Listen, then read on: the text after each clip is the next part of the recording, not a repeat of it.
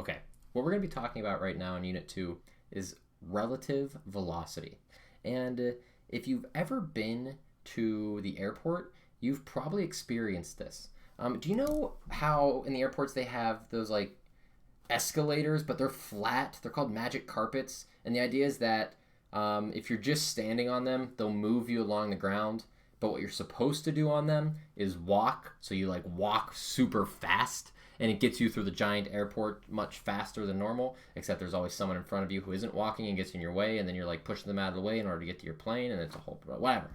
But if you have ever been on one of these walking magic carpets and tried to walk the other way, you would just like stay in position, right? Same thing with an escalator. If you had an escalator, going up and down, and you're like, oh, here's the escalator, and it's going up, and you're like, oh, watch me run down the escalator, so you're going down, you would just like stay here forever.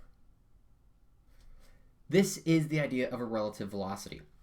A relative velocity is thinking about how one object moves with respect to another, okay? And it really has to do with observers as well. So to you are just standing there, but you to yourself, you're always standing there, right? If you think about it, even when you're running down the street, you might not be running. Maybe the earth is just spinning underneath you. Did you ever think of that? So it's really a relative velocity, and it's what's your velocity with respect to. So what we're going to do in this example is try to get an idea of what that would kind of look like, right? So in this first example here, here's Cindy. She's standing on the sidewalk. Here's Cindy. And Abe, over here on the bus, is walking towards the front of the bus. Now he's walking with a velocity of 2 meters per second. That's Abe's velocity. But the bus is also moving with a velocity of 13 meters per second. If we take Abe's velocity with respect to the bus, so the way I'll write this is this right here. This is Abe's velocity with respect to the bus, because he's walking at 2 meters per second in the bus.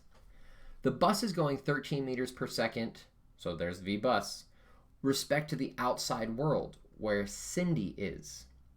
If we wanted to figure out how quickly Abe is moving with respect to Cindy, when we add these terms up, right here, when we take the velocity of Abe with respect to the bus plus the velocity of the bus with respect to Cindy, what we get in the end is that the bus goes away and we get the velocity of Abe with respect to Cindy here. And since this is 2 plus 13 and they're in the same direction, we get 15 meters per second. It's looking like they're walking faster. On the flip side of things, we could think about this where, what if we had a slightly different scenario, right?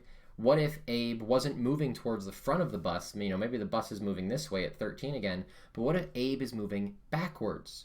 Well, in this case, the bus would be going this way at 13.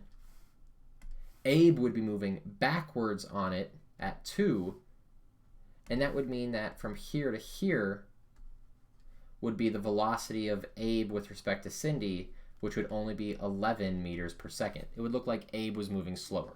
And for the magic carpet scenarios, in the airports, those scenarios are perfect because if the magic carpet is moving this way at 2 meters per second and you are walking this way at 2 meters per second, you're never going to move.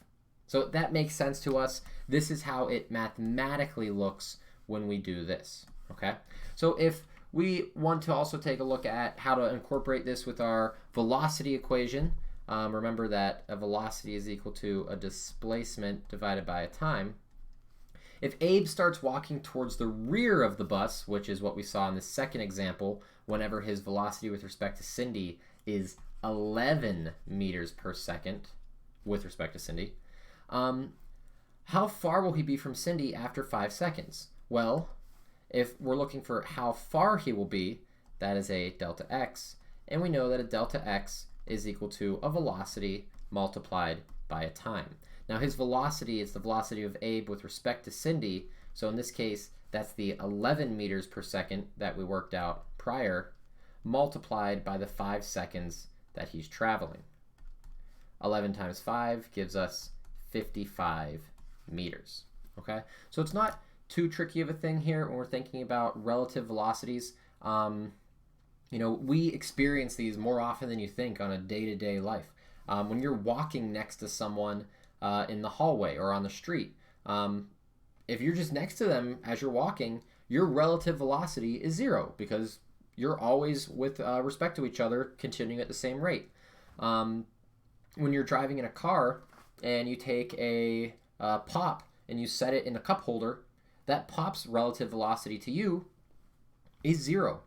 It's not speeding up forward. It's not slowing down and, you know, going out your back windshield. It's just next to you. So these relative velocities do pop up quite often. They're very useful. We also use them in space. The space station is moving extremely fast. It goes around the world every 90 minutes, but we can still dock with it as long as we match its speed.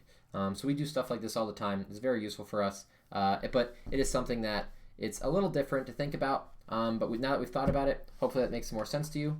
If you got more questions, see me in class or just hit me up. But with that, this relative velocity for now is finished. Take it easy.